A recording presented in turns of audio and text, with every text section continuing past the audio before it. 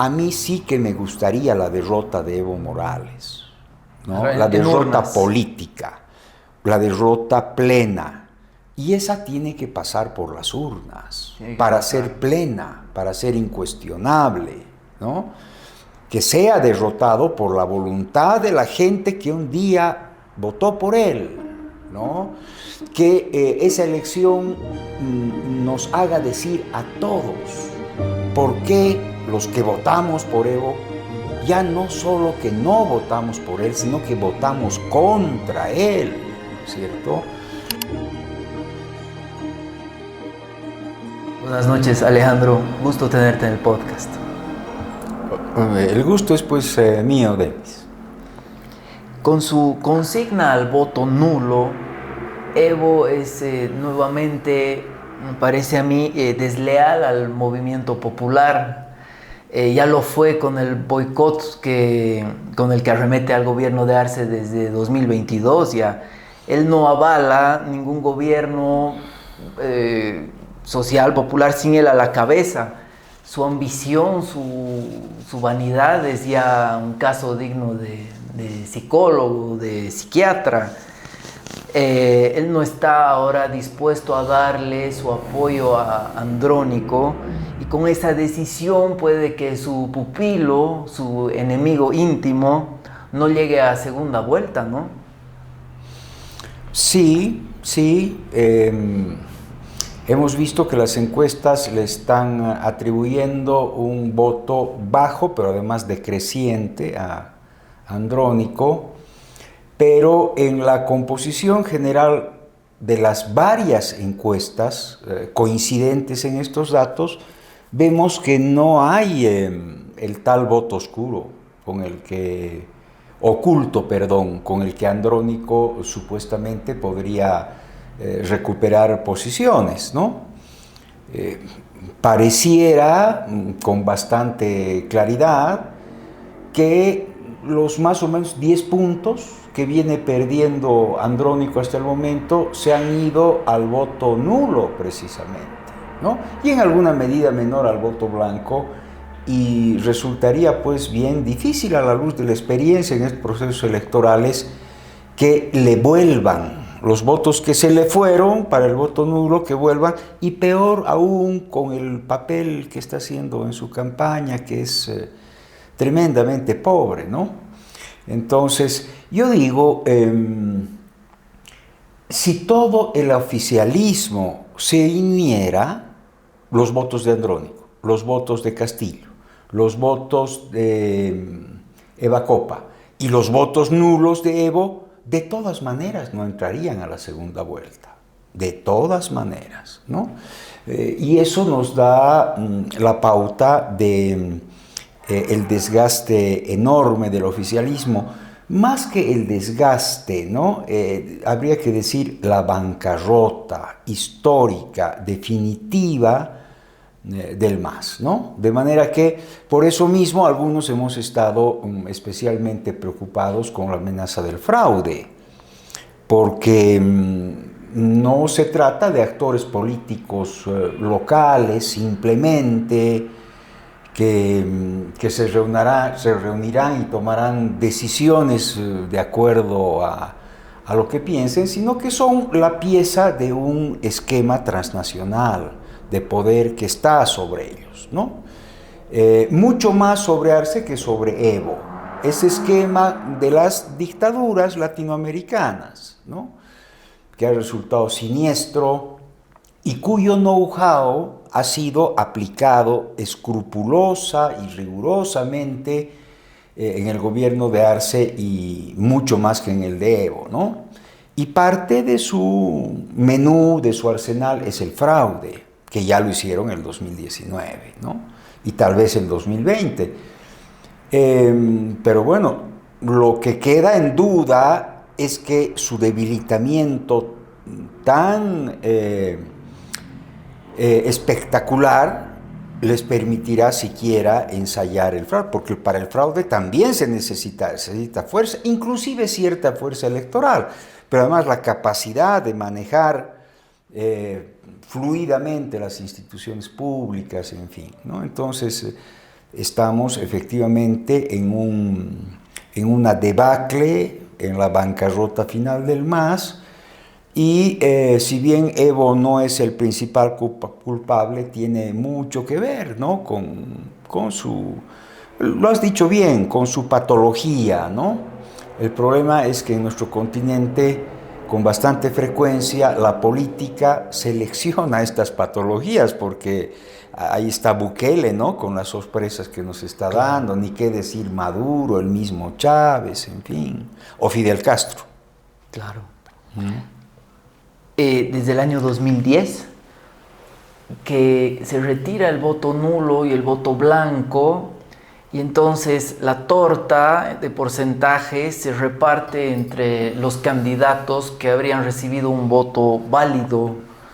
Entonces, para mí, o sea, el voto nulo o el blanco también son votos válidos, porque expresan como la decisión de ciudadanos que han respaldado el proceso electoral, que han asistido a votar, pero que, bueno, con esta decisión se está distorsionando, ¿no? Se está inflando los porcentajes de los candidatos, y entonces Evo, con esta decisión de hacer votar nulo, entonces va a inflar, ¿no?, los porcentajes de Tuto Quiroga, de Samuel, o sea, va a ayudar a que ellos ganen. Esa es su estrategia, ¿no? O sea, en lugar de que gane Andrónico, él prefiere que sea la oposición la que administre un estado en quiebra, al menos en su fase inicial.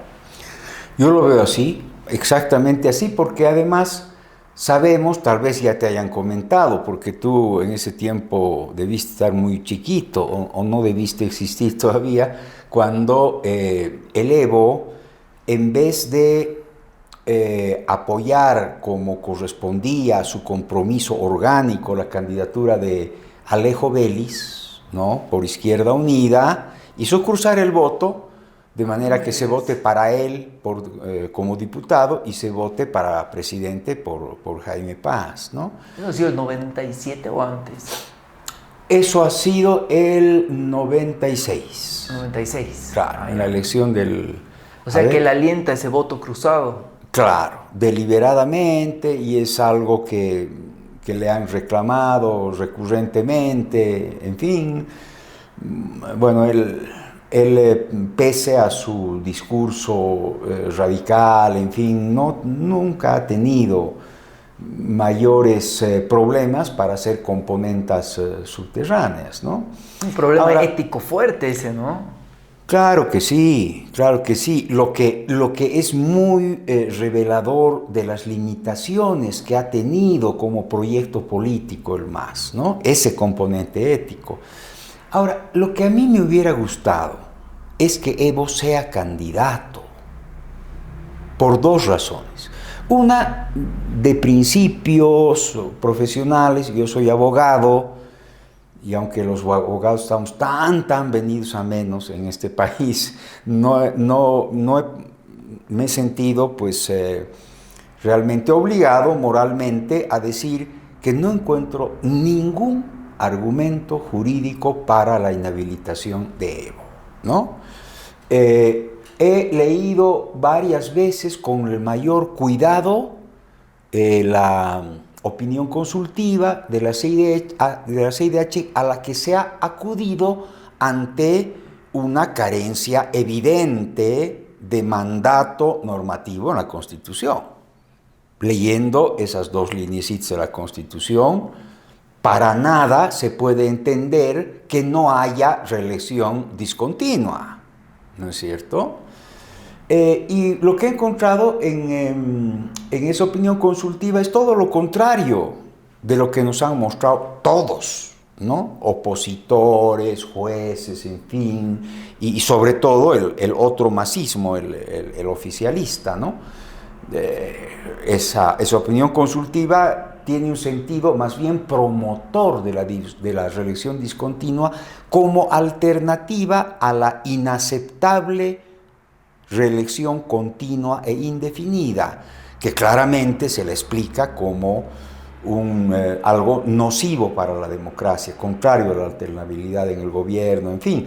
Entonces, deberíamos, como en todo, cumplir nuestras leyes. Gran, gigantesco, fundamental déficit del Estado boliviano. Pero la otra razón es que a mí sí que me gustaría la derrota de Evo Morales, ¿no? La derrota política, la derrota plena. Y esa tiene que pasar por las urnas, para ser plena, para ser incuestionable, ¿no? Que sea derrotado por la voluntad de la gente que un día votó por él, ¿no? Que esa elección nos haga decir a todos por qué los que votamos por Evo, ya no solo que no votamos por él, sino que votamos contra él, ¿no es cierto? Para externalizar, como dicen los psicólogos, ¿no? La tremenda frustración, el malestar, la sensación de derrota que muchos bolivianos tenemos por esta liquidación tan terrible del proceso de cambio, ¿no? Sobre todo los que nos comprometimos con él, pero la mucha otra gente que tenía simplemente una expectativa, ¿no? Claro. Y que está viendo el desastroso estado en el que han quedado las cosas, ¿no? Eso debería permitirnos derrotar en las ánforas a Evo Morales, y si hubiera habido que no permitirle legalmente la candidatura, claramente, muy claramente, en un sentido elemental para cualquier abogado, no había que retorcer tan despiadadamente como han hecho el régimen constitucional, sino, como habían hecho en un país con Estado-nación moderno, con Estado de Derecho, juicio penal, ¿no? De responsabilidades y encarcelamiento. Eso hubiera tenido que ser. Hubiera tenido que ser. Claro, esta judicialización de la política, ¿no? El órgano, o sea, la justicia como brazo operativo de Arce, ¿no? Una vez que perdió ya la mayoría, ¿no? Con Evo sí, ha causado muchas cosas. Y es verdad que estas elecciones sin Evo por un lado y sin DUM por el otro, ¿no? O sea, cuya inhabilitación también... Yo no soy abogado, ¿no? Pero he leído algunos abogados que explican que ha sido por formalismos, o sea que tampoco son tan convincentes, o sea que queda claro que para la próxima gestión es imperativa una reforma profunda, ¿no? de la justicia, ¿no? Una justicia en la que creamos todos como sociedad. Volviendo a Evo, ¿cómo castigan en el trópico los dirigentes, Evo a la cabeza, a la gente que no obedece las consignas? En este caso el voto nulo, o sea, la gente que vote nulo lo vota por convicción o por miedo. Bueno, lo que yo sé, que tal vez no sea mucho, no me permita dar una respuesta completa a tu pregunta, es que lo acostumbrado, lo general podríamos decir, es que se castiga con multas, ¿no? Multas económicas. Multas económicas. Eso nos consta a muchos, ¿no? No vas al bloqueo, tienes multa. No vas a la marcha, tienes multa. Y no tengo absoluta certeza, pero es razonable sospechar que eso también se extienda al incumplimiento en el voto, ¿no? que decide la instancia sindical, ¿no? Que no tiene pues la misma legitimidad de las comunidades indígenas que hacen un voto corporativo ellos sin necesidad de castigos, ¿no? Porque es su forma tradicional de ejercer la política, ¿no? Se reúnen en asambleas, en muchas además, llegan a un acuerdo y votan así. También así votaron por Evo, ¿no? Claro. Eso no tiene castigo hasta donde yo sé. Otra cosa es este esquema ya acentuadamente coercitivo, no de la comunidad ancestral, ¿no? Sino de de la reciente tradición sindical creada por el MNR, ¿no? Precisamente para forzar a la gente a votar de una manera, a hacer movilizaciones contra los opositores, hacer grupo de choque, en fin, ¿no?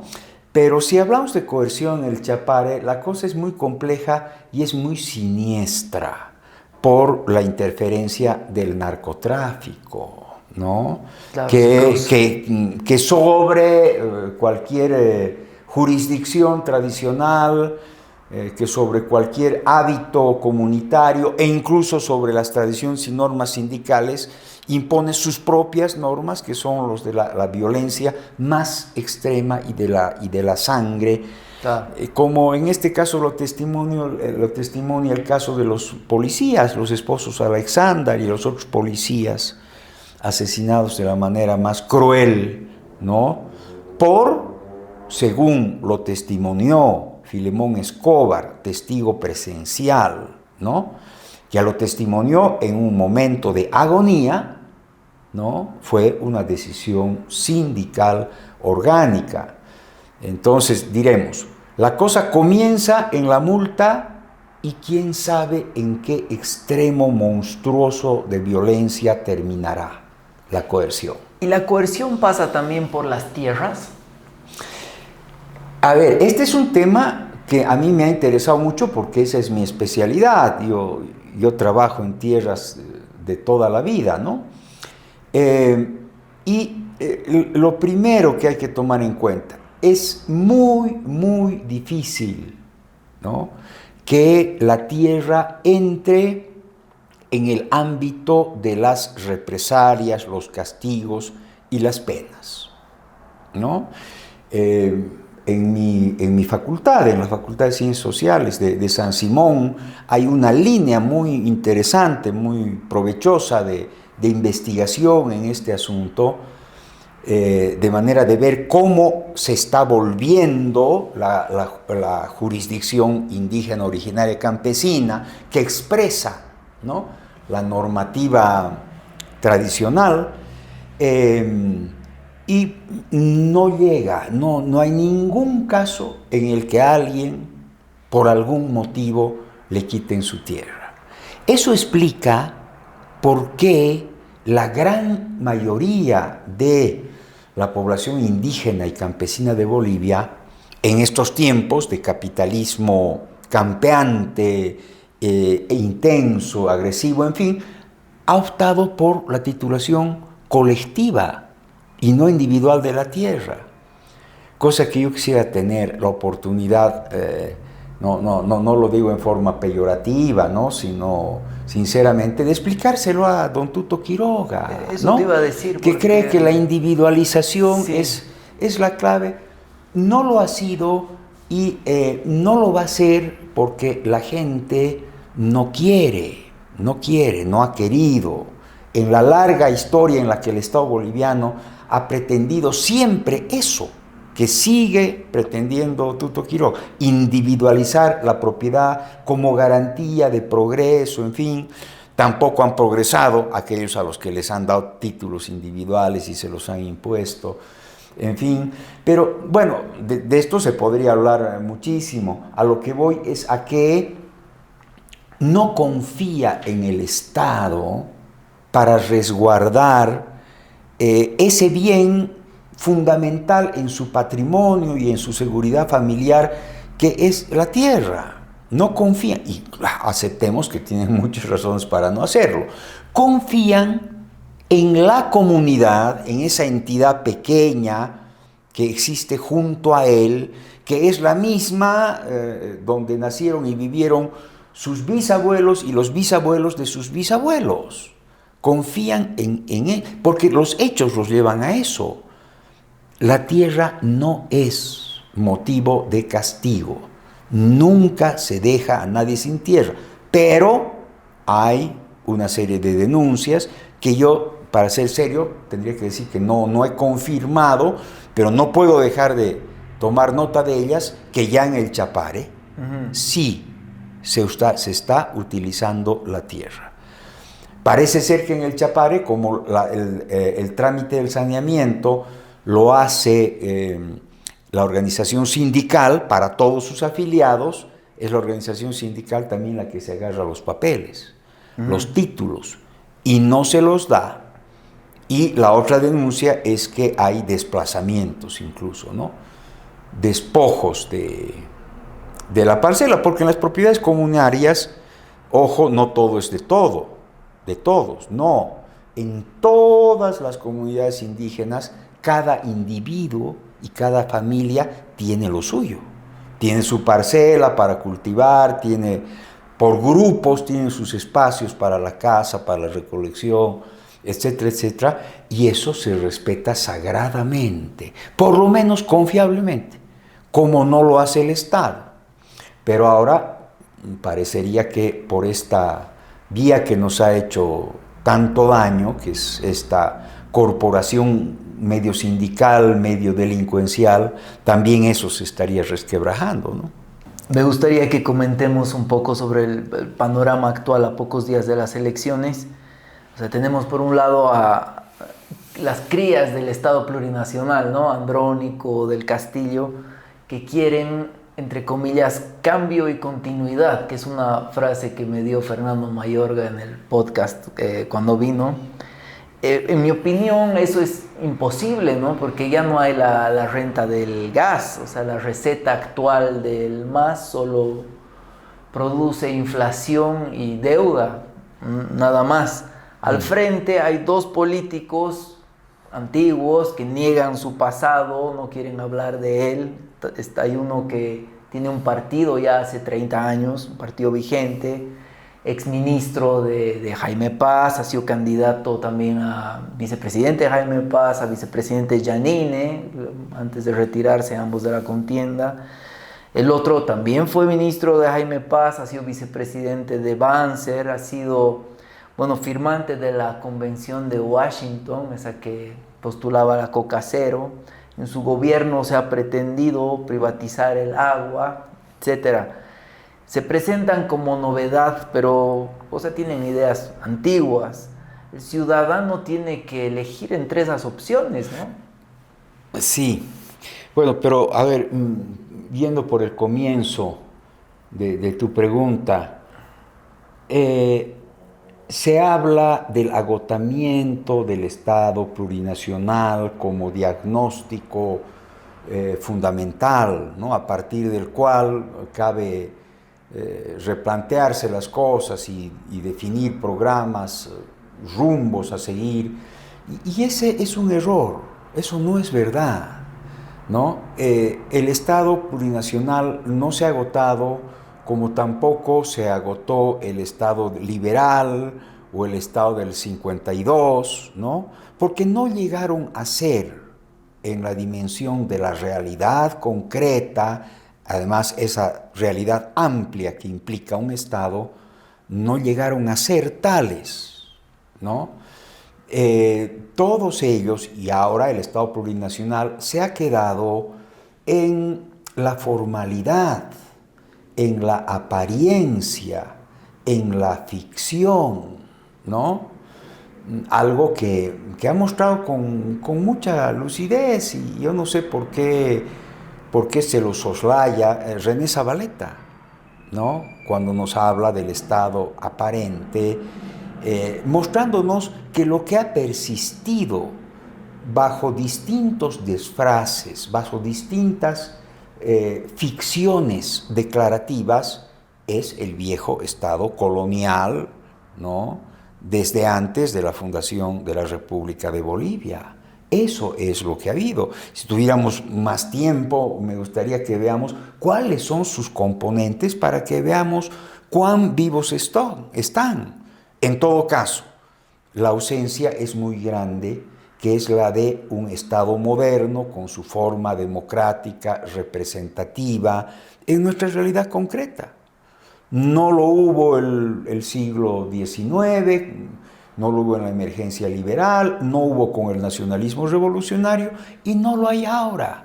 Se eligen a los presidentes, cosa que es la básica, ¿no? Para hablar de un Estado republicano, moderno, de la democracia representativa. A veces, la respuesta es a veces, las menos de las veces. Los bolivianos elegimos nuestros gobernantes. Las más de las veces se imponen por golpe de Estado, por fraude o por alguna circunstancia ajena al orden de la democracia representativa. ¿Hay Estado de Derecho? No hay Estado de Derecho. En Bolivia no hay Estado de Derecho y no puede haber Estado-nación moderno o, si quieres, república moderna sin Estado de Derecho. ¿No es cierto? La meritocracia, que es algo que se maneja como un cliché rutinariamente, muy a la pasada, tiene enorme importancia para la funcionalidad del Estado, es distintivo del Estado-nación moderno, hace funcionar los Estados hace, qué sé yo, en las sociedades industrializadas, hace por lo menos un par de siglos, pero no hay acá. Lo que hay es el hábito feudal, típicamente del feudal, del señor feudal que asalta el castillo, desplaza a todos sus habitantes o los mata y mete a los suyos, que permanecen hasta que un nuevo señor feudal repite el movimiento. Eso pasa con todas las instituciones públicas bolivianas, ¿no? Entonces, lo que se ha hecho es cubrir esa realidad con el discurso en boga. Es lo que llama la atención Zabaleta. Dice, las élites bolivianas, las élites seculares han tenido la extraordinaria habilidad de siempre absorber lo que las cuestionaba para funcionalizarlo a su propia reproducción, ¿no? Han lanzado excelentes, no solo discursos, sino leyes liberales, socialistas, nacionalistas, ahora indigenistas, ¿no? Han creado esas ficciones. Entonces, el Estado plurinacional es una frustración que quedó en el papel mojado y mal podría tener hijos. Ahora, si el andrónico, digamos que querramos buscarle hijos al andrónico, ¿no? Como dicen que es un poco la iniciativa de García Linera, de Fernando Mayorga, a ellos que son académicos, con una serie de posibilidades intelectuales, yo les digo, debíamos prepararlo un poquito, ¿no es cierto? Deberían prepararlo un poquito. Que salga de la carrera de ciencias políticas significa muy poco, porque de las carreras universitarias salen buenos profesionales unas pocas veces y muy malos profesionales muchas otras veces. Y bueno, yo estoy en la docencia 10 años. Lo veo andrónico y lo siento un estudiante que está quedando a segunda instancia. Sabe poco, peor es tímido, tiene una personalidad apocada, de cómo él. Yo se los hubiera encontrado 20 mejores entre los jóvenes masistas, ¿no? Bueno, pero eso no es anecdótico. Está mostrando que, ya no hablemos del proceso de cambio, perdón, no hablemos del Estado plurinacional, sino hablemos del proceso de cambio y del instrumento, ¿no? Ha sido como el parto de los montes, ¿no? Grandes anuncios, enormes expectativas mundiales para lo que va a parir la montaña gigantesca, ya salió un ratoncito, ¿no? Eso tiene que ver con las realizaciones. ¿Cuáles son las realizaciones, no? De un proceso que se propuso cambiar estructuralmente, o sea, profundamente a la sociedad y al Estado boliviano. O sea, no pueden venir a decirme que tenemos carreteras y escuelas. El GONI hubiera hecho más carreteras y escuelas, con la disponibilidad financiera que no tuvo y que en cambio sí se ha tenido en el gobierno del MAS, gracias al precio elevado. Se ha beneficiado del contexto. Y bueno, sí, ciertas reformas legales como la que ha aumentado la tributación en el petróleo, pero eso no puede ser pues para los caminos y las escuelas, el mismo teleférico, no. Nuestra realidad profunda, las estructuras desde las que se produce la riqueza tendrían que ya ser otras porque han pasado 20 años, ¿no? El hecho de que no hayan es una frustración ineludible de reconocer, más con el despilfarro. Yo lo he escuchado a quién, a uno de los candidatos o candidatas decir, no es pues despilfarro que la pobreza haya bajado. Y qué impotencia no poder decir, sí señora, es despilfarro. Porque para apreciar el despilfarro usted tiene que cotejar el resultado con la disponibilidad. Y bueno, lo que nos han estado informando distintos economistas es que se han dispuesto de más de 30.000 millones de dólares solamente por ingresos de la producción hidrocarburífera, ¿no es cierto? Y la disminución de la pobreza es un fenómeno continental, dado que el continente todo ha estado exportando estos commodities cuyo precio ha subido, ¿no? Entonces, no, pues me parece que aún en este plano de los candidatos los resultados son muy, muy flacos y se han ganado, ¿no? La pobrísima votación que ya estamos viendo y que van a tener nomás el 17 de agosto, parece que sin poder ocultarla ya con fraude, ¿no? Es así. ¿Cómo razona el ciudadano progresista, el que alguna vez votó por el MAS, apoyó el llamado proceso de cambio? ¿Por quién crees que incline su voto? ¿Cuál es la reflexión que ahora realiza?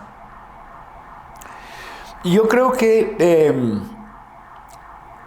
a partir de un sentimiento de frustración más o menos grande, de decepción respecto al proceso y a cada uno de sus actores, la inclinación del voto se ha dispersado, ¿no?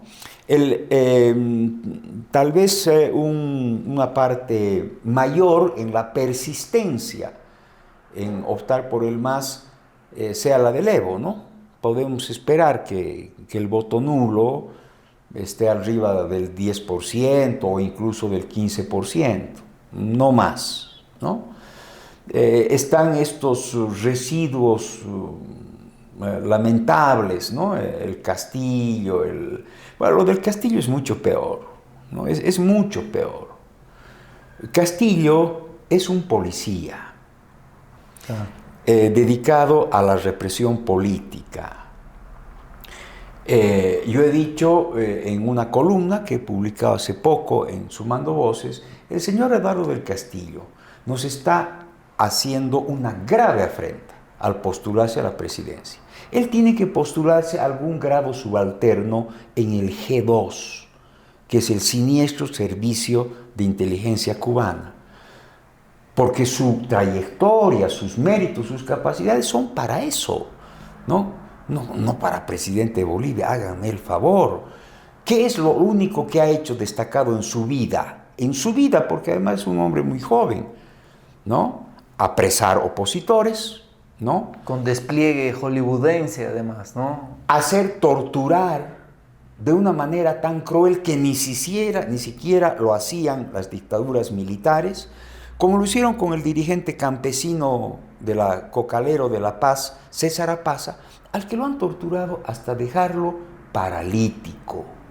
Pero además se han dado modos para que todos veamos eso, ¿no? Porque claro, es el know-how cubano que maneja tan bien la violencia más cruel con la intimidación, que es una prolongación psicológica de esa violencia, ¿no? Ha metido infiltrados, por lo visto, ¿no? Tomados de las Fuerzas Armadas, lo que es muy grave, volver a involucrar a las Fuerzas Armadas, a los soldados bolivianos o suboficiales, en las tareas de la represión política. Eso ha hecho el señor del Castillo. ha hecho todo un despliegue de intimidación, ¿no?, en su justificación cotidiana de los actos de represión política, cosa también muy propia del know-how cubano. Y ahora tiene el cinismo de venirnos a hablar de derechos humanos, ¿no? Es decir, es un caso ya extremo de la adversidad de este partido político ya reducido a un puñado frente a la ciudadanía boliviana, ¿no? Es algo muy grave que, esto es lo que más quiero decir, no puede quedar en la impunidad. Y que no se vaya a decir después el mismo señor Castillo, que no se nos venga a hacer el heroico revolucionario perseguido. No, él va a ser enjuiciado por torturador, ¿no?, por delitos de lesa humanidad. Ojalá me oiga. Yo voy a seguir insistiendo en esto, porque yo voy a organizar a las víctimas del señor Castillo para que sea castigado como Luis García Meza, por las mismas razones, ¿no? Bueno, por eso ni los masistas lo tragan. El hombre habla bastante fluidamente, tiene la agilidad mental de los jóvenes, en fin, pero es un policía. Ese es el problema. Es un policía de los peores represores, así la gente lo entiende y no vota ni va a votar jamás por él. Ahora, hay una buena parte, la mayoritaria indudablemente del electorado tradicionalmente masista, que se está repartiendo en otras fuerzas. Sería interesante rastrearlo, pero no conozco de una iniciativa que obviamente no es fácil, ¿no? Claro. Yo me he estado acordando estos días de la elección del 85, cuando muchos decían, no, pues Banzer va a quedar atrás, porque, a ver, las villas paceñas de las laderas o del Alto, o los centros mineros, que tienen ya un peso electoral muy grande, van a pasarse de Siles, el Partido Comunista y el MIR a Banzer. No, y pues sí. Y Banzer llegó primero, ¿no? Y Paz Estenssoro resultó, pues, yo me acuerdo que fue mi primera votación, que fue así con todo el convencimiento del mundo por Banzer, porque yo había vivido la dictadura, es decir, yo militaba en la clandestinidad, reorganizamos la FES, en fin, conocimos de lo que se trataba la dictadura. Entonces, que el dictador vuelva por elecciones, no. Ahora, yo me temo que en algunos lugares se vaya a reproducir eso, y que mucha gente que haya votado por el MAS vote por Tuto, ¿no? Es decir, ¿por qué? Esto no se lo suele estudiar, pues, en nuestro país. En otros países sí. Intervendrá el rencor, ¿no?, o la desinformación, o quién sabe qué. Tuto está haciendo una oferta diametralmente opuesta a la propuesta programática con la que surgió el gobierno del MAS, ¿no? Pretende privatizar el proceso del litio, pretende individualizar la propiedad sin advertir lo grave que es esto si se habla del campo y de la propiedad comunitaria de la tierra. Tiene un entorno, a mi juicio, espantoso, sí, con Branko Marinkovic a la cabeza, a quien he tenido que recordarle no solamente los fraudes que hizo en gobiernos pasados para hacerse ilegalmente de Laguna Corazón, sino tenía que reconocerle que ese es un regalo que le ha hecho el gobierno del MAS, o era una contraprestación, le he preguntado públicamente. Sí. Pero torciendo la ley, el MAS le ha confirmado y le ha consolidado ese robo de Laguna Corazón. Bueno, es el que ha dicho que va a ser ministro de Transparencia, Anticorrupción, con Tuto, ¿no? Claro. Entonces, puede haber, con mayor razón habría, me imagino, electorado por Samuel Doria Medina, porque Si bien también él ha hecho algunas afirmaciones terribles, como optar entre producción y medio ambiente. y medio ambiente. Quiere decir que no se entiende el concepto de desarrollo sostenible. Claro. ¿No? Muy, muy lamentable. Pero bueno, ahí, al contrario del caso de Tuto, se ven figuras que sí serían un factor de continuidad con, no el gobierno del MAS, sino con esa emergencia social que dio lugar al proceso de cambio. Estoy hablando de la primera candidata a quien yo apoyo, ¿no? A senadora por Cochabamba, que es Toribio Lero. Sí. Lamentablemente con muy poca cobertura en su gestión, pero fue la persona que dijo, el Evo Morales no es indígena. Indígena soy yo, que no solamente hablo el idioma de mis ancestros, sino que con todo orgullo yo he investigado la historia de mi familia, de mi ayllu, ¿no? Para reproducir nuestra cultura. Y lucho por los derechos indígenas ¿contra quién? ¿Quién es mi adversario despiadado e implacable? El Evo Morales. Pero el mundo lo asume a Evo como el indígena y no a Toribio. Bueno, hay personas así. Juan del Granado, que, ojo, tiene el bagaje propio de una reforma judicial, la que ha propuesto y que no se la ha podido implementar, a la que yo también me he adherido con todo convencimiento, ¿no? Entonces, yo creo que ese electorado está ahí disperso, ¿no? Es decir, se ha, digamos, pulverizado a partir de la derrota política, ¿no? Y no tiene una migración clara, entonces. No creo. Siguiendo la reflexión ya a pocos días de las elecciones, por quién votar, o sea, para orientar un poco a la gente, a mí me sorprende mucho el contrasentido en el que vivimos, ¿no? Es un país tan politizado y la gente está tan poco informada. Es decir, navega con la brújula rota en un mar de consignas y de fake news. Yo también escribo en la prensa y me gustaría leerte 2 párrafos de un artículo mío que se va a publicar mañana, en el que yo comparto dos reflexiones que pienso podrían orientar un poco el voto, no con la intensidad de imponer ningún dogma, sino simples conclusiones a las que un ciudadano independiente, además sin lealtades partidarias ni ataduras ideológicas, llega. La primera reflexión es: las candidaturas derivadas del MAS no tienen nada que ofrecernos en estas elecciones. Sin renta gasífera, su modelo es un cadáver económico. Su receta ya solo produce inflación y deuda.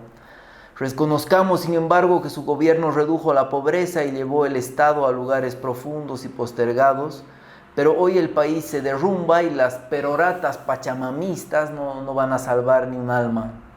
20 años de mayoría absoluta nos dejan más escombros que legados. Esa es una. La segunda es que ningún candidato es el Mesías. O sea, basta ya de esperar un superhombre que aterrice en la casa grande del pueblo, motosierra en mano, para dinamitar el establishment y reescribir la historia. Lo que importa es el plan de gobierno y el equipo que acompaña al candidato. Pero no son suficientes los PhDs. Se necesita tacto político. Aquí ya los radicales no nos sirven. Se necesita amplia capacidad de negociación y fina sensibilidad social. De otra manera, como advierte Gonzalo Mendieta, el retorno de las corbatas podría interpretarse como restauración del viejo orden étnico y desatar el caos.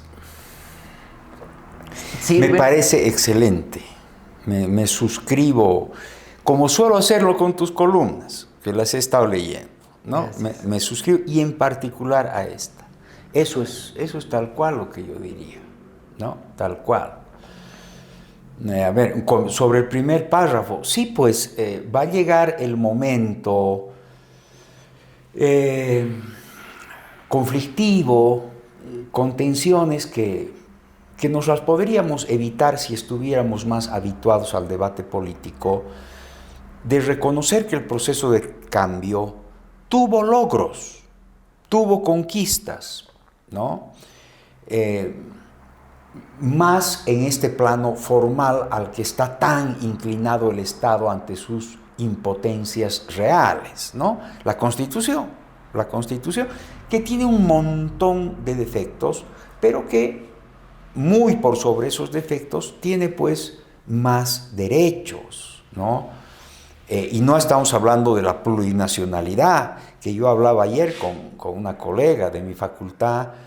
Yo no sé cuántitos, cuatritos, cinquitos son los que vamos a tener que salir a defender la plurinacionalidad, porque yo lo que preveo es el desbande de los masistas, a muchos de los cuales me los voy a encontrar en los partidos de derecha, ya me los estoy encontrando, y en el próximo gobierno van a estar, ¿no?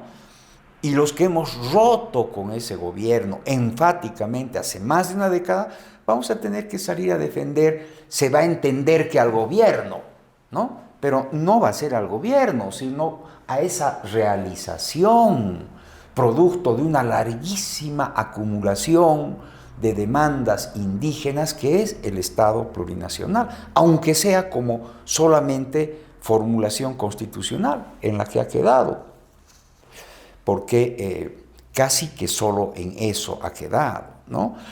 Pero bueno, habrá que hablar también de la defensa de los territorios indígenas, que el Evo los tituló y el mismo Evo impulsó, como no lo habrían hecho los gobiernos neoliberales, su destrucción con las actividades extractivistas. Habría que hablar del litio. Me ha llamado la atención que ningún candidato, incluidos Castillo y Andrónico, no digan que, aunque a un precio demasiado grande, que es lo que suele objetarse, y un plazo también demasiado largo, ha habido ya un avance sustancial en el proceso de industrialización del litio. Entre paréntesis, a los dos autores técnicos de esto, a uno lo han metido preso y al otro lo han obligado a suicidarse ante la inminencia de prisión por unos negociados que no han sido capaces de comprobar, ¿no? Esa es la historia trágica, muy a la boliviana del litio. Pero hay una planta productora de carbonato, la planta industrial de litio y otra de potasio. Nadie dice qué se va a hacer con eso. Lo que, el único que ha dado una respuesta indirecta es Tuto, diciendo ya ahí lo vamos a dejar, y el resto de la cadena productiva va a ser privada, ¿no? Con las zonas libres que ha anunciado, ¿no? Entonces, sí, hay unas realizaciones que en todo caso, hecho el balance final, hacen absolutamente pertinente, o mejor dicho, al revés, no impiden que lo pertinente sea decir lo que dices en ese artículo, ¿no? Un desastre, o sea, un desastre. Hay esas realizaciones, pero el país está desinstitucionalizado como nunca. La democracia que costó sangre conquistar en los años 70, la han liquidado, ¿no? Nos han quitado el principal de los derechos, que es el derecho a elegir al gobernante. Hay presos políticos, se tortura a los presos políticos, hay penetración brutal en todas las organizaciones populares, ¿no? Esto no han dicho, pese a que se presta para el show escandaloso, que hace 3 años que consecutivamente somos el país más deforestador en el mundo. No hay un estudio específico, pero yo, viendo distintos estudios, estoy seguro que somos el país más agresivo contra la naturaleza en el mundo entero, ¿no? Y así, bueno, podría extenderme largamente e ilustrar ese desastre que bien dices, ¿no? Y por el otro lado, claro, hay el movimiento Milei doblemente desafortunado, porque Milei en sí mismo es algo desafortunado. Dejar a los ancianos hambrientos, ¿no? Para recortar el gasto fiscal y entrar en la disciplina esta de los ultraliberales me parece desafortunado, además de muchas otras cosas que hay en él, su rechazo qué sé yo, a las mujeres, por ejemplo, ¿no? A sus reivindicaciones, etc. Pero peor todavía si es a la boliviana, si nos venden gato por liebre, gato por Milei, ¿no? Como es el caso de Dunn. Sí. O sea, me parece increíble que Dunn nos venga con que él es el libertario, el émulo de Milei. Yo les he dicho a algunos amigos involucrados en el proceso electoral, en fin, vayan a la Argentina y pregúntenle a Milei o a alguien de los suyos, ¿verdad que su representante es este señor? El perfecto hombre de la casta. A ver, este señor Dunn entró como se entra a alguna pega en el sector público, ¿no? Siendo mirista, ¿no? Se metió con el mirista José Luis Paredes ahí a la alcaldía, ¿no? Se volvió neoliberal, de derecha, no sé qué, en fin. Después volvió a ser de izquierda, alto técnico del aparato masista durante años. Sospechosamente, ese es el tiempo en el que se trancan sus procesos coactivos, ¿no es cierto? Y ahora otra vez había vuelto, en fin, es un hombre de la casta. Para mí es razonable la sospecha de que pudiera ser más bien uno de esos alacranes, como les dicen en Venezuela, a los candidatos de la oposición que lanza el oficialismo, la dictadura, para dispersar el voto opositor, ¿no?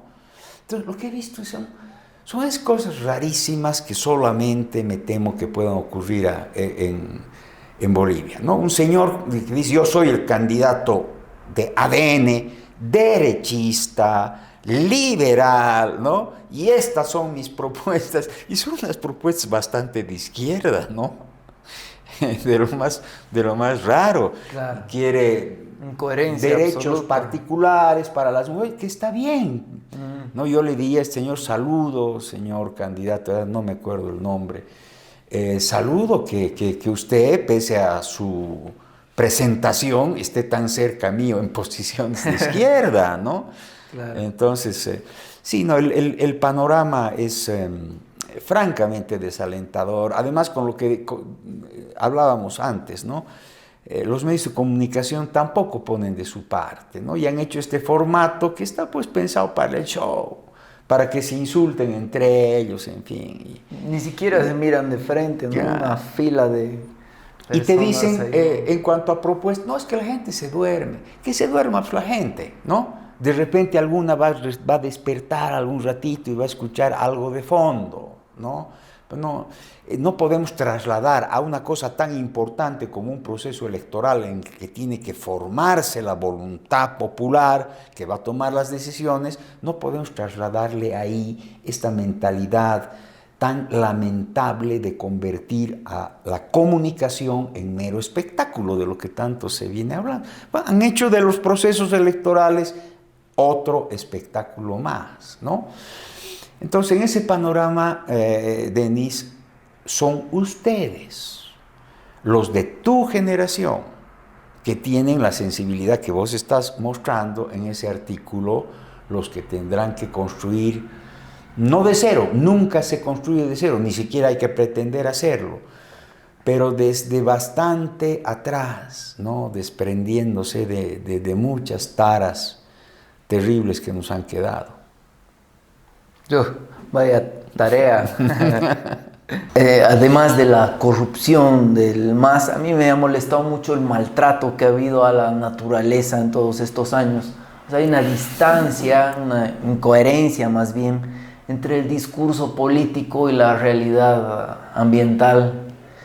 La filosofía del vivir bien, como dijo Yoyo Comadina en este podcast hace unos meses, quedó solo como un eslogan.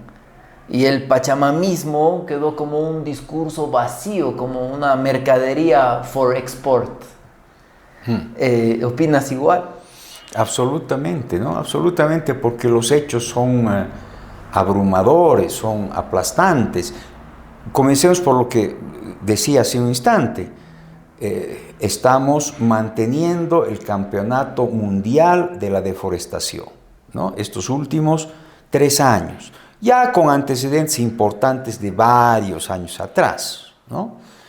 Pero tenemos otras situaciones récord, unos récords nefastos, como el de ser el país que más importa mercurio. Esta es una investigación que ha hecho el CEDIV y que ya hace unos 3 años Sí, se ha divulgado, dando la explicación de que, claro, esa cantidad astronómica de mercurio que importamos ciertamente no es solo para Bolivia. La muy mayor parte la reexportamos, todo por vía clandestina o en todo caso irregular, porque el mercurio es una sustancia prohibida, es un veneno, ¿no? Declarado así por las instancias internacionales correspondientes, de manera que además de envenenar nuestros ríos, hacemos una contribución muy grande para que se puedan envenenar otros ríos y otras gentes y otros seres vivos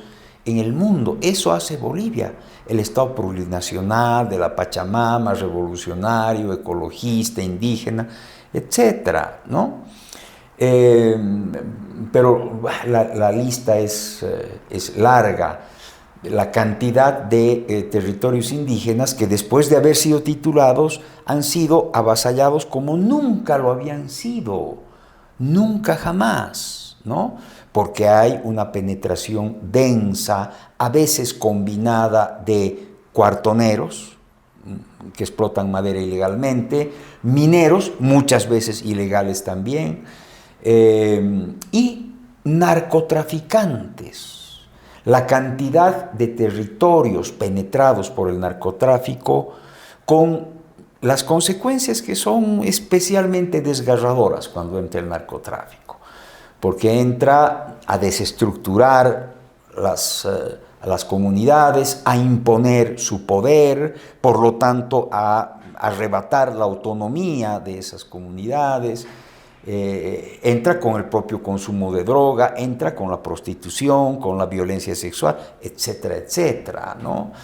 Entonces, hay todo esto y las respuestas pues son lamentables, ¿no? Ante el tema del medio ambiente, pues sobre todo la pérdida de bosques, las respuestas de los candidatos son realmente lamentables. El más sincero, ejerciendo esa torpeza característica del policía, es la de Castillo, que ha explicitado lo que García Linera en su momento tomó como mandato de los gremios empresariales agropecuarios, ¿no? Ampliar la superficie en producción agrícola de 4 millones de hectáreas a 10 millones de hectáreas, ¿no? Eso me temo que no lo puedan hacer sino a costa de más desmonte, ¿no? Claro. Haciendo perdernos más bosques aún. Y no entender a estas alturas el valor económico del bosque, que también se hace patente cuando Doria Medina dice entre producción y medio ambiente, producción. Diciendo, en otras palabras, que voy a impulsar una producción insostenible. Si la producción destroza medio ambiente, ¿no? Es económicamente inviable en el mediano y en el largo plazo, ¿no? Pero bueno, las ideas del desarrollo sostenible básicas comenzaron a divulgarse, por favor, hace 30, 40 años. ¿Cómo es posible que los candidatos no le entiendan? Y los otros dicen, no vamos a permitir nada de quema, ¿no? Vamos a meter mano dura con la quema, ¿no? Dicen, no va a haber ni un solo incendio, dice un candidato. Y sin embargo, su propuesta es comprar muchos artefactos, aviones, helicópteros que apaguen incendios. ¿Cómo es que no iba a haber ni un solo incendio, no? Entonces, quieren promover la producción agropecuaria y al mismo tiempo garantizan que no se le va a tocar una hojita a la naturaleza. O sea, más que una incoherencia, el ya exacerbado irrespeto a la ciudadanía de mentirle descaradamente. Claro. Ahora, hay cosas en las que no hay que ser para nada ni sabio, ni muy informado, como para no poder sobre la mesa. Resulta que hace décadas, en algún caso medio siglo, que en los países de nuestro continente, no estoy hablando de Europa, no, de Sudamérica, hay plantaciones forestales que podrían modernizarse como plantaciones agroforestales, ¿no? Que no solamente no destruyan la cobertura vegetal, sino que la repongan, ¿no? Nos hagan cumplir, por lo tanto, una función en el sentido positivo inverso al que tenemos en el plano del secuestro de carbono, ¿no? En Chile hace medio siglo, en otros países hace ya varias décadas, si uno quiere explotar madera, la tiene que plantar. Elemental, regla de oro. Bolivia es el país más retrasado, con unos muy pocos y débiles intentos, porque el Estado está absolutamente desentendido de eso. De eso nadie dice nada, y nadie dice nada de lo que es aún más básico. Si no se cambia la técnica tradicional y arraigada de la quema, chaqueo en otras palabras, para la producción agrícola, se va a reproducir pues. Pero eso lo tiene que hacer el Estado, y no solamente con normas prohibitivas, sino con fomento, ¿no? Con inversión, con capacitación, con información. Hay ONGs que ya están avanzando en eso. Es lo mínimo que se podría hacer, pero tampoco he escuchado una sola palabra de eso, ¿no? No se escucha nada. O sea, ellos hacen promesas verdes, así entre comillas, pero claro, hay indicios que sobran, ¿no? Que ellos no van a combatir con la contundencia que se requiere, ¿no? La deforestación, los incendios.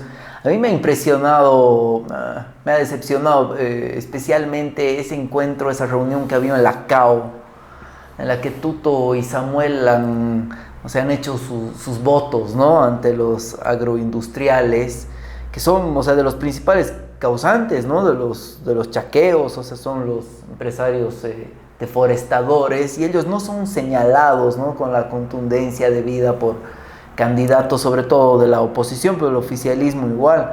Como dice Samuel, les ha afirmado justamente en esa reunión, ¿no? Que va a priorizar el agro sobre el medio ambiente. Y Tuto tiene a Branco de candidato a primer senador, que se mueve además como si él fuera el candidato a presidente, ¿no? Con esos aires.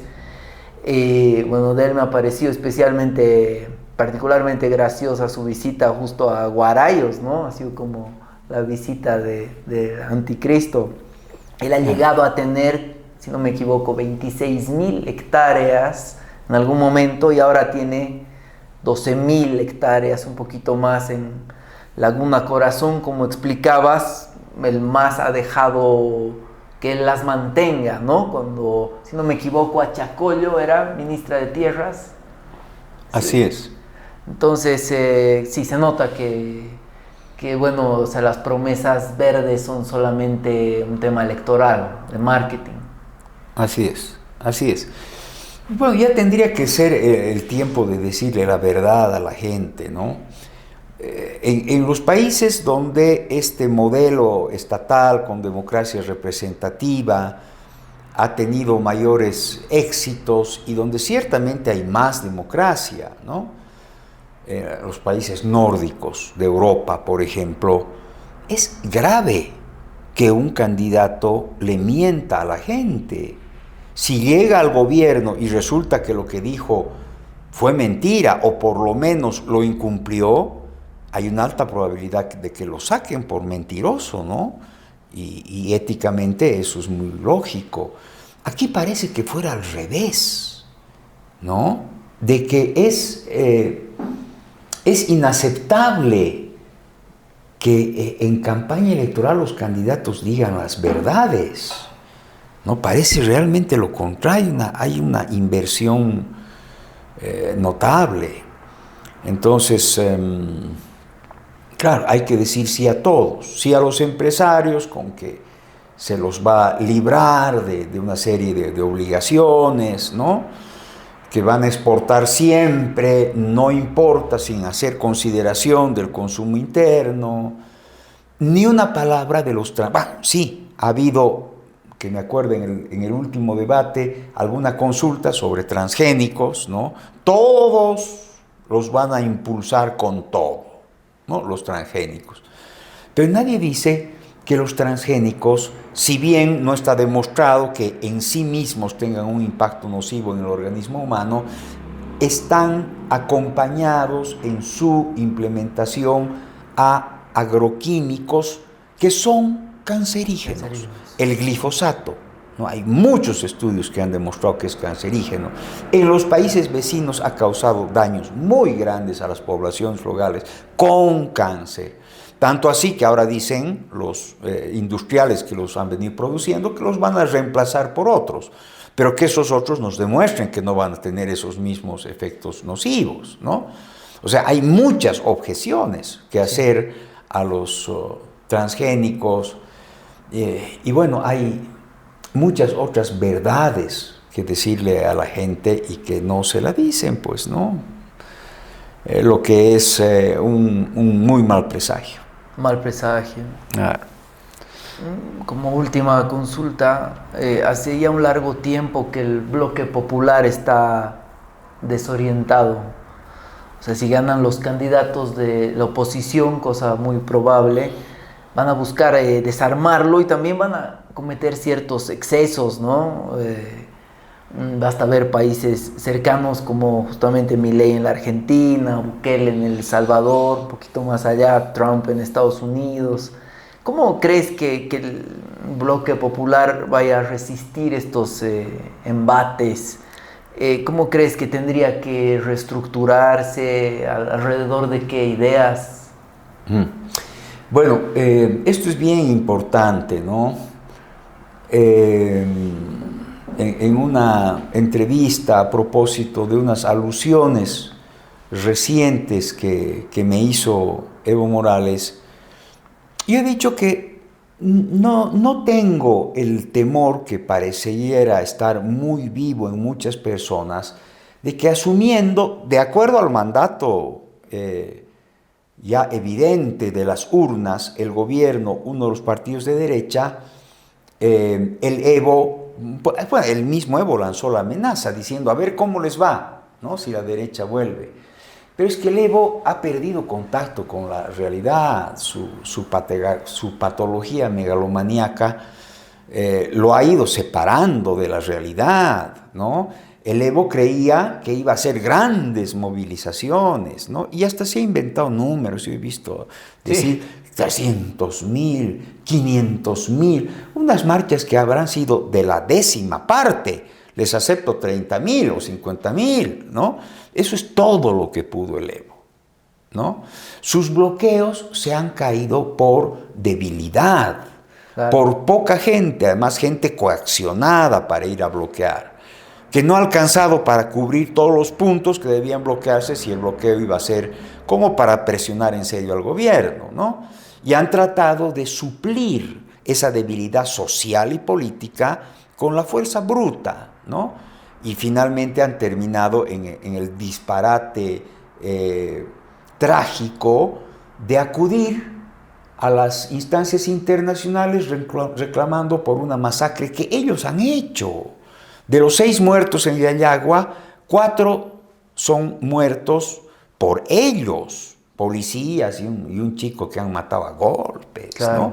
Claro. Entonces, no entiende que la gente, en una amplísima mayoría, lo odia porque él se ha ganado a pulso, años, esforzadamente, el odio de la gente, ¿no?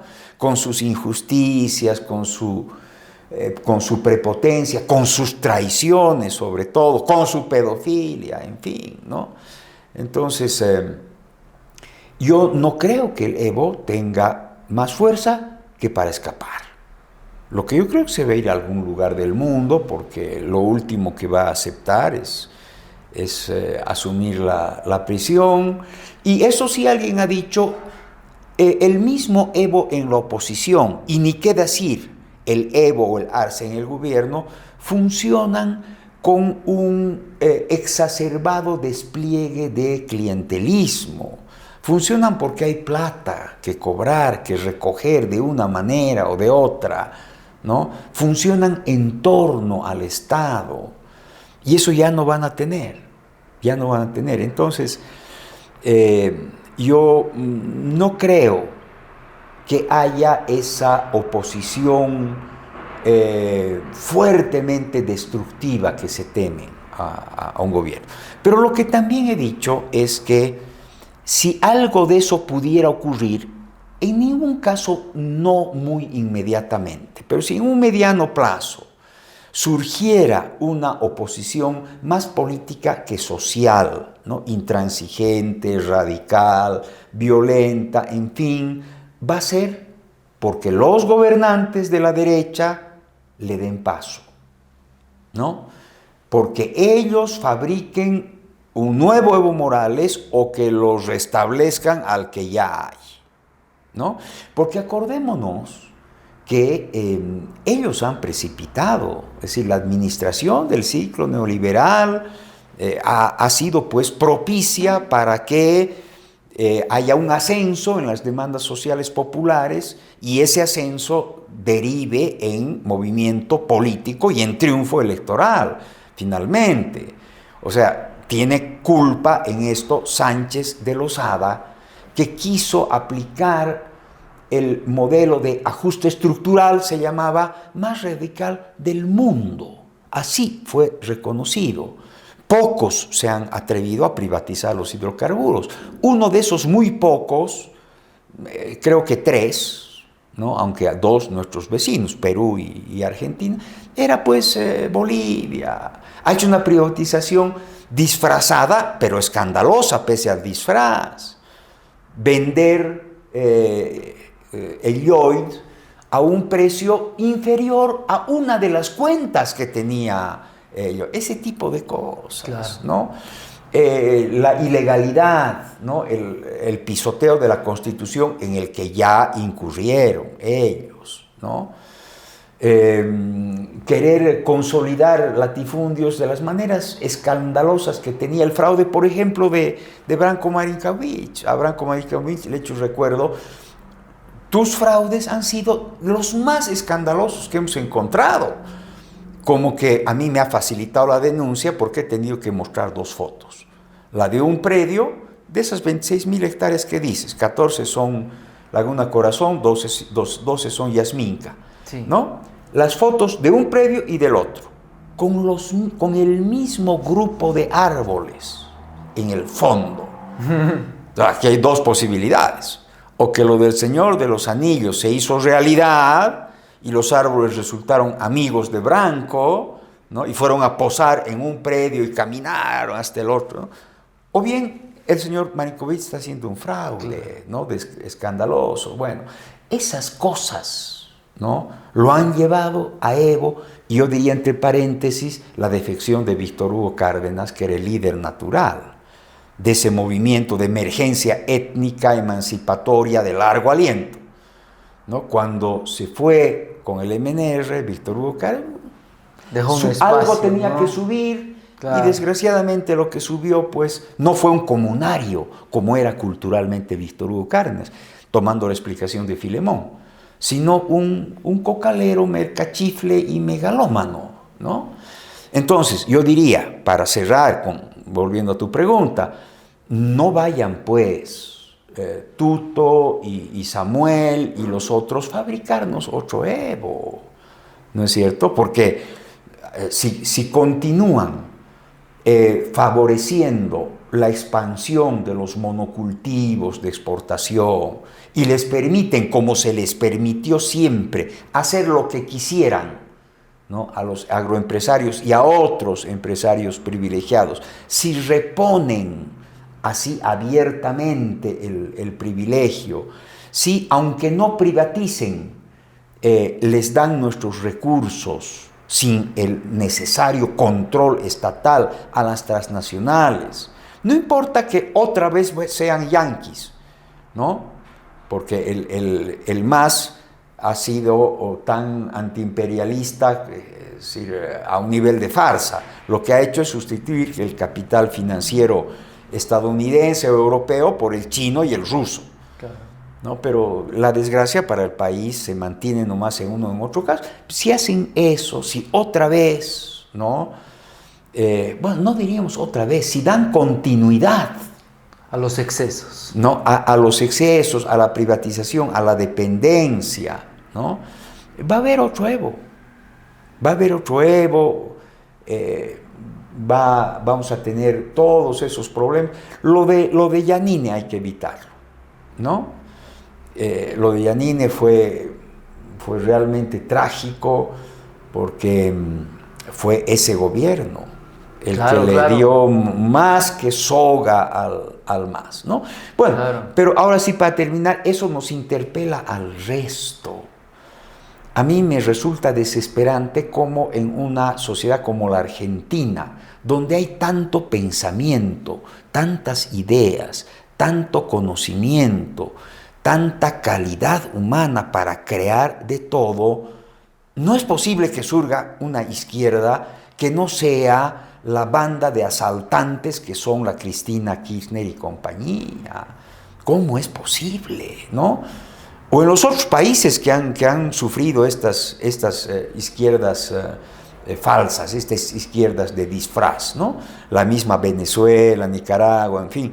En todo caso, fijémonos en Chile, que nos está mostrando con Boric y su movimiento que puede haber una izquierda que no solamente esté desmarcada del socialismo del siglo XXI, sino que precisamente por ser izquierda es la condena más fuerte e intransigente a esta barbaridad que son las dictaduras del siglo XXI. Eso tendría que ser. Si va a haber una izquierda, tiene que ser opuesta terminante y radicalmente a Evos, Chávez, Castros y compañía, ¿no?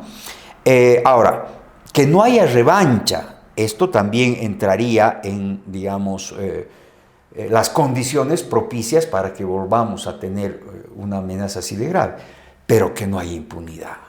No puede haber impunidad. Es decir, el señor Castillo no puede irse a su casa. Los torturadores, los criminales no pueden irse a su casa, ¿no? Y bueno, ojo, los negociados del gobierno de Arce han superado mundialmente, creo, a cuanto negociado uno puede concebir, a escala de la respectiva economía. Lo que han negociado con mucha evidencia documental los exministros de Evo sobre yacimientos y sobre litio es una cosa que yo creo que por ya la saturación con este desastre que estamos viviendo, la gente no ha reaccionado. Pero en otro momento o en otro país, eso lo hacía caer al día siguiente al gobierno. Y no puede haber impunidad con eso. No puede haber. Alejandro, muchas gracias por tu tiempo. Ha sido muy, muy interesante la charla. He aprendido mucho. Te agradezco un montón. ¿Por qué? Pues, Denis, y más bien el agradecido soy yo, porque pese a que soy profesor en la universidad, siempre para mí es interesantísimo, importantísimo hablar con los jóvenes, ¿no? Ver las ideas que se vienen. O sea que muchísimas gracias a ti.